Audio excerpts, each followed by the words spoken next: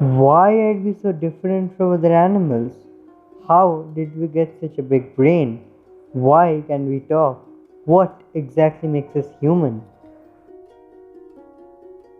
There are multiple theories about what makes us human, several that are related or interconnected.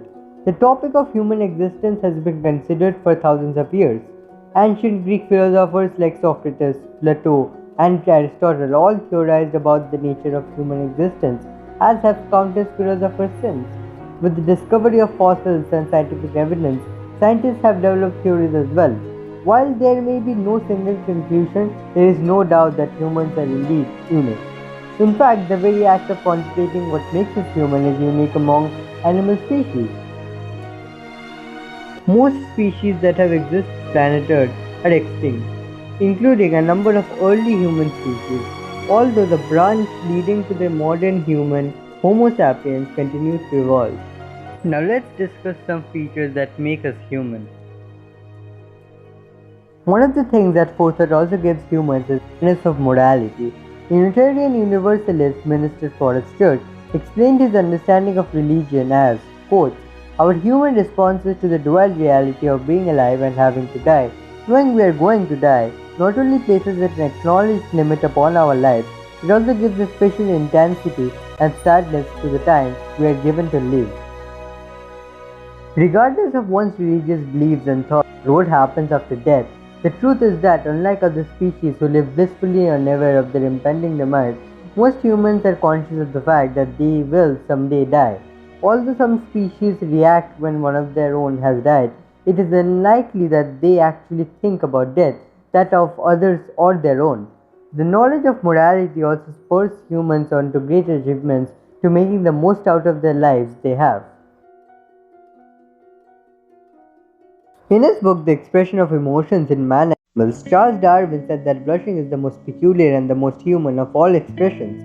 It is part of fight or flight response in the sympathetic nervous system that causes the capillaries in human cheeks to dilate involuntarily in response to feeling embarrassment. No other mammal has this trait, and psychologists theorize that it has social benefits as well. Given that it is involuntary, blushing is considered to be an authentic expression of emotion. The human feature that is most extraordinary is the brain. The human brain is 3 times the size of a gorilla brain. Although it is the same size as a chimpanzee brain at birth, the human brain grows more during the lifespan of a human to become 3 times the size of the chimpanzee brain. Our remarkable cognitive capacity has allowed us to invent the wheel, build the pyramids, and land on the moon.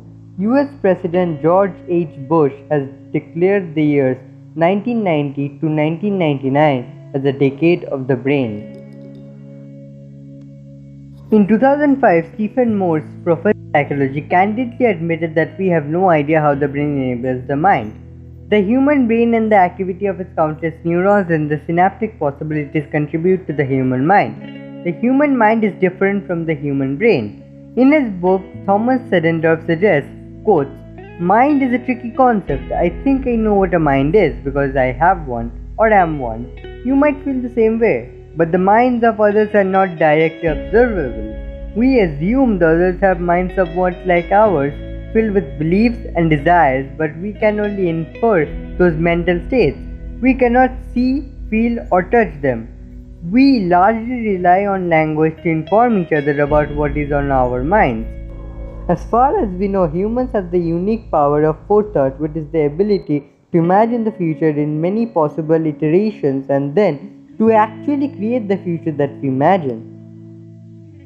Scientists are starting to figure out some questions: why are we so different from other species?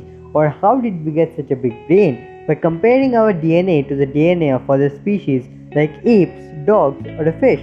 All species have their own sequence of DNA. That is what makes them separate species. Just looking at your DNA won't tell you the human genome is 99% identical to a chimpanzee's, or for that matter 50% to a banana's. Memories allow human beings to make sense of their existence or to prepare for the future, increasing their chances of survival not only individually and also as a species. Memories are passed on through human communication in the form of storytelling. which is also how knowledge is passed from generation to generation, allowing human culture to evolve. Because human beings are highly social animals, they strive to understand one another and to contribute their individual knowledge to a joint pool which promotes more rapid cultural evolution. In this way, unlike other animals, each human generation is more culturally developed than preceding generation.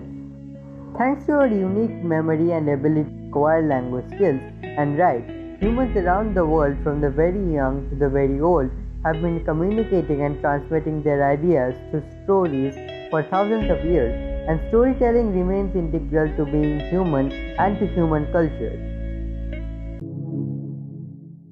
Humans are both unique and paradoxical. While they're the most advanced species intellectually, technologically, and emotionally, extending human lifespans, creating artificial intelligence, traveling to outer space, showing great acts of heroism, altruism, and compassion, they also have the capacity to engage in primitive, violent, cruel, and self destructive behaviors.